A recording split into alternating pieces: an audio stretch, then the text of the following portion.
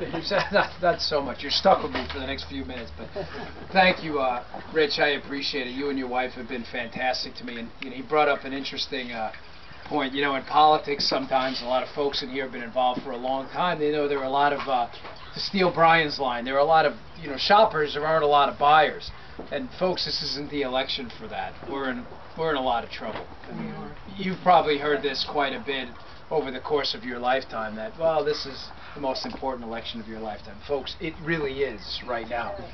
This is a very scary time.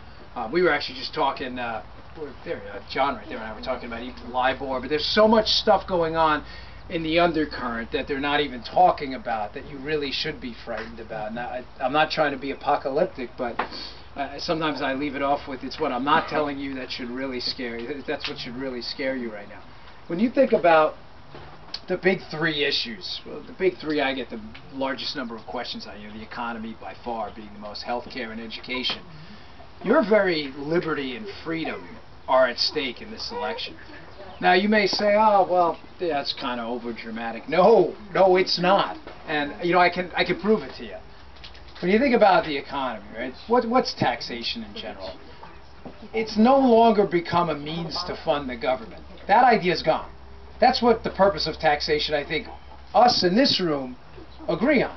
But that's not how the other side sees it. They see it as a means to take away your freedom because they believe in a different ideology. Their ideology is that if you would just shut up and step aside and let the really smart people in D.C. take care of the economy, everything would be so much better. It's a central tenet of central planning. But your liberty is at stake. The ability to tax is the ability to make you work for someone else. That's it. When your tax rates, your aggregate tax rates are 60 and 70%, think about that. That means 70% of the time, 7 out of every 10 hours, you are working for someone else. It's not your money. That's not freedom. Folks, that's where we're going.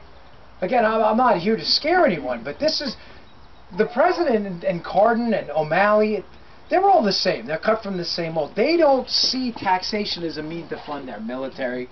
Our cops are fired.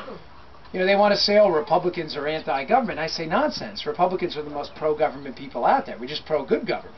The Republicans love our military, cops, our firemen, our court system being corruption-free. Everybody, no one in this room says, oh, I don't want to pay taxes for that.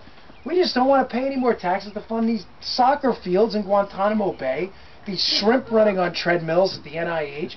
Folks, this is your tax dollars. It's funny because it's real. It's on YouTube. Put shrimp running on treadmills. It's a taxpayer-funded study of a shrimp on a treadmill. This is your money. We can't build a school in Baltimore City, but this is what we're spending our money on. So your liberty is at stake because they don't see tax policy that way. They see it as a means to subordinate your role to theirs. Healthcare. Folks, this healthcare debate is not about healthcare. It never was. It never was about healthcare. The president and those insiders at the White House, they know what they're doing. They didn't do this because they wanted to improve the healthcare system, because they think, the National Health Service in Britain is so fantastic that if we could only emulate that model, they know the outcomes are going to be bad. The idea behind this whole healthcare so-called fix was to take your money and subordinate your decisions to boards of experts. The IPAB, Independent Payments Advisory Board, the Preventive Services Task Force. What do you think these boards are there to do? Give you more freedom over your health care? That's not the point, folks. It was never, ever the point. He's right. See, I'm not kidding. Thank you, Brian. You thought I was making that up? Because sometimes I'll say that at events and they're like, come on. And I'm like, really, please go home and Google it. It's the ultimate polygraph test. Put shrimp running out of, it's an NIH study. Embarrassing. But healthcare, folks, you're losing your very liberty. These boards are there not to tell you yes. There's no power in yes. There's never power in yes. If you had a building inspector come out here and you were putting on a wing of your home, and they said yes every time you asked them something, pretty soon you realize that the building inspector has no power over you. You're just going to build, he's going to say yes, just do it. But if you had some building inspector, government bureaucrat that constantly said no to everything, that's on your mind all the time. Wait, before we put that wing on, we better call him out, because if he says no, he's going to... There's power in no. They love that. That's the ideology you're fighting.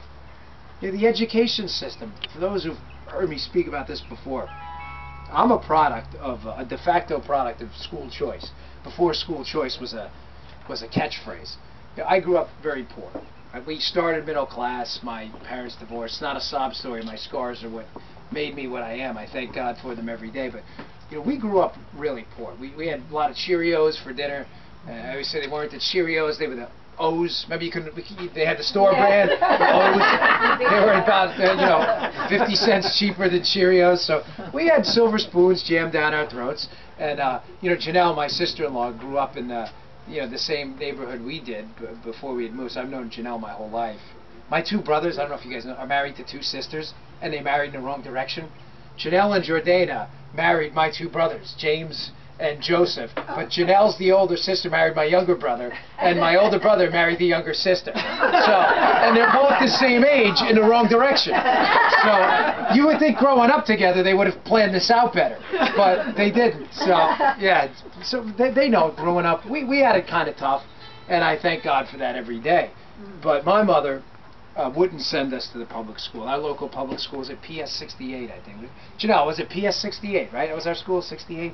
It was a disaster. It was like a jail. It wasn't a school. So my mother said, I can't do that. She always understood that me and my two brothers, the only way out was going to be an education, because she didn't have one. So she kind of begged, borrowed, luckily didn't have to steal, but sent us to St. Pancras, which was a Catholic school. And they took us on as a charity case. My uncle was killed in Vietnam and went there, so they had a soft spot for my family. Folks, that's the only reason I'm here in front of you speaking in a coherent sentence you can understand. Not many people who grew up in my neighborhood made it out. I mean, I could go through the names of Janelle, Tim Smith, Andrew Bayer. I mean, these are all friends of mine who are either drug addicts or are in jail right now. These kids didn't make it out. Me and my two brothers did. It was because of education choice. Now, why do I always finish with this? Because I know in a recession we tend to think, well, one, you're running for Senate. Education is a local issue, and I will swear by that till the day I die. And secondly, the economy's suffering. Why are we talking about the public school system? I tell you that, folks, because they're not different issues, and they never were. Those kids in Baltimore City and Prince George's County and other areas of the state that are in struggling school districts because of this control, the control they have, top-down model they have built in, those kids deserve a shot. Just because the melanin component of their skin is higher than yours means nothing. Everybody in here gets that. We're Republicans. We don't judge people by anything but your backbone. Democrats don't. They need categories. Because if they can't put you in a category, they can't make you somebody's victim. They love the public school system and they relish in its failure because it keeps people down and it keeps people from understanding there's another way.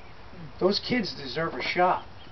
When you all had come in tonight, if I were to said to you that most tall kids in Prince George's County go to a poor school, you'd say, oh, that's ridiculous. It's the dumbest thing I ever heard.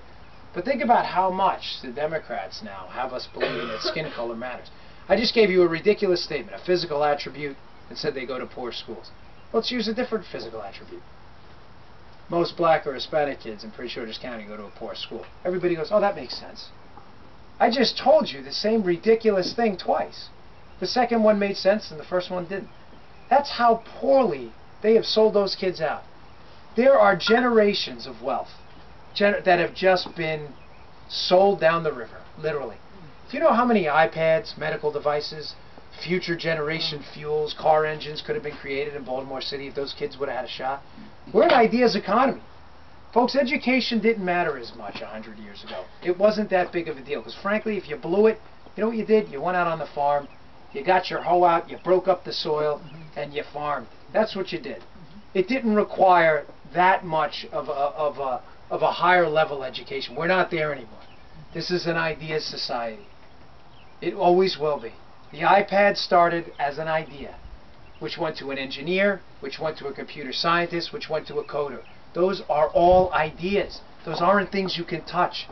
If those kids aren't enmeshed into that ideas economy, it's over.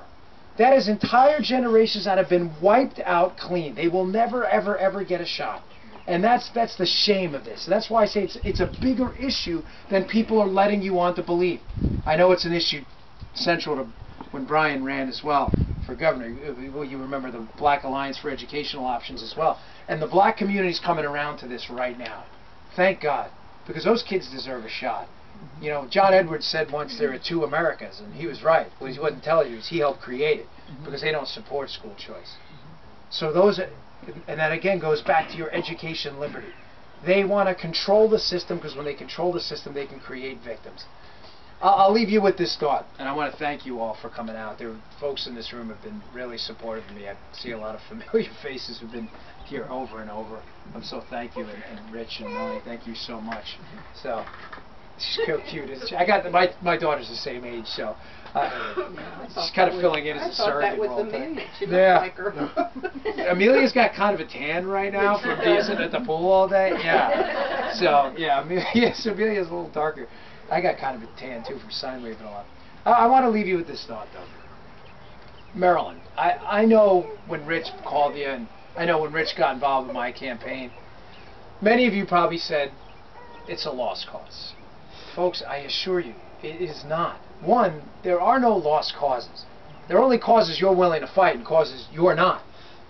And people are uncomfortable with that. Because they say, well, you know, I don't... People, frankly, folks, don't want to do stuff. They don't. They want other people to do it for them. That's not the case. You showed up in the rain with an accident on the Bay Bridge. You folks came here tonight and today, and that really touches me, I think, more than you'll ever know. I'm not a Hollywood guy, some politician.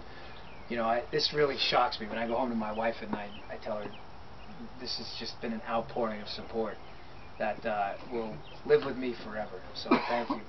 But it's not a lost cause. We can win. Our poll numbers are fantastic.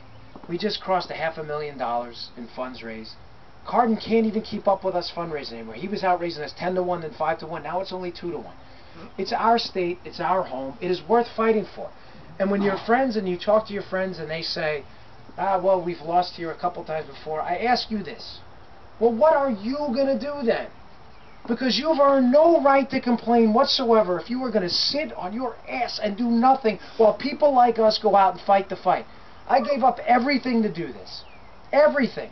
Because I believe in these ideas. And if you believe in them too, they are worth fighting for. Just because they are not knocking on your door, the government, right now, does not mean they're not driving to your house. It doesn't. And when do you fight? When you start hearing the knock? You have to fight now. And you have to get out there, because sometimes people will say, well, what do I do? I say, you go home and you tell your neighbors and you say, listen, you better get out to the polls. You have to do something. Donate money to a campaign. If it's not mine, donate it to Andy Harris's campaign. Folks, I'll be honest, I don't care. We have very generous donors. We'll be all right. I'm honored you came out and gave to me. Donate to Ken Timmerman.